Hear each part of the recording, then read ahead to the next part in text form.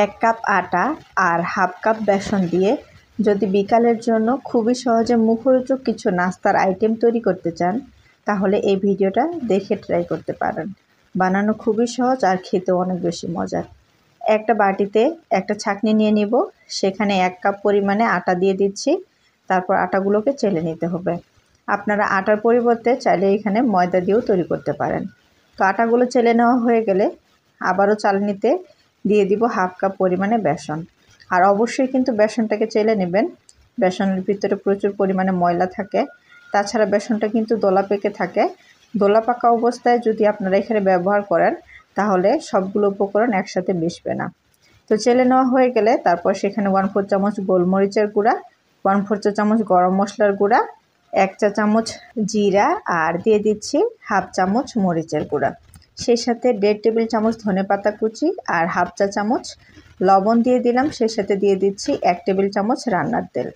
এখন এই সবগুলো উপকরণ হাত দিয়ে খুবই ভালো করে মিশিয়ে নিতে হবে। তো খুবই ভালো করে মিক্স করে নেওয়া হয়ে গেলে তারপর আমরা হালকা কুসুম গরম পানি দিয়ে একটা ডো বানিয়ে নিব। তো আমি এখানে হাফ কাপ পরিমাণে পানি নিয়েছি, অল্প অল্প করে পানি দিব আর মেশাতে থাকবো। আমার এখানে পানির পরিমাণ লেগেছে হাফ কাপ আর 1 টেবিল চামচের মতো। আপনাদের হালকা একটু কম অথবা বেশিও লাগতে পারে, তবে অবশ্যই বুঝে শুনে দেবেন। এই ডোটা খুব বেশি একটা নরম করে তৈরি করবেন না, তা না হলে কিন্তু নাস্তাগুলো খেতে ভালো লাগবে না। আর ডোটাকে একটু ভালো করে ময়ান দেবেন, তাহলে নাস্তাগুলো অনেক বেশি ফুলকো হবে, সেই সাথে অনেক বেশি ক্রিস্পি হবে। তো ডোটা আমার ময়ান দেওয়া হয়ে গেছে। ডোটাকে আমি 2 ভাগে ভাগ করে নিলাম।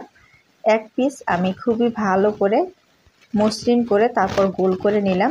তারপর পিঁড়িতে অল্প পরিমাণে আটা ছড়িয়ে সেখানে ডোটাকে নিয়ে হাত দিয়ে একটু চ্যাপ্টা করে বড় সাইজের একটা রুটি বেলে নিতে হবে। তো চাইলে আপনারা পুরো ডোটা একবারে তৈরি করে নিতে পারেন, বড় সাইজের একটা রুটি বানিয়ে নিতে পারেন। আর এই রুটিটা কিন্তু খুব বেশি মোটাও হবে না, আবার খুব বেশি পাতলাও হবে না, মাঝামাঝি সাইজের।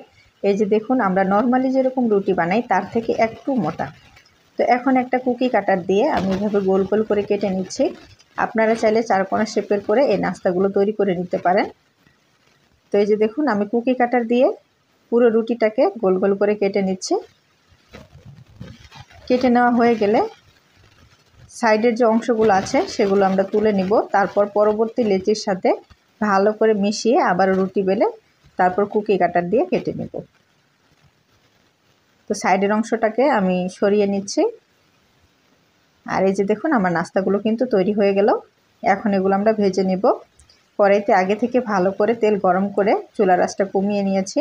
তারপর সেখানে লেচিগুলোকে দিয়ে যতক্ষণ উপরে একটু ফুলে ওঠে ততক্ষণ আমরা অপেক্ষা করব।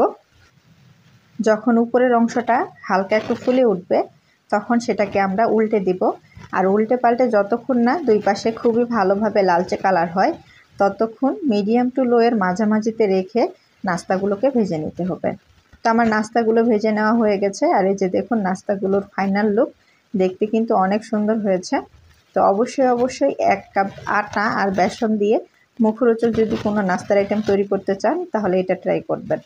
বানানোও খুবই সহজ, খেতেও অনেক বেশি মজার। তো আপনারা অবশ্যই এটা টমেটো সস দিয়ে পরিবেশন করবেন, তাহলে খেতে আরও বেশি মজা লাগবে। তো আশা করছি ভিডিওটা ভালো লেগেছে। ভালো লাগলে লাইক করবেন।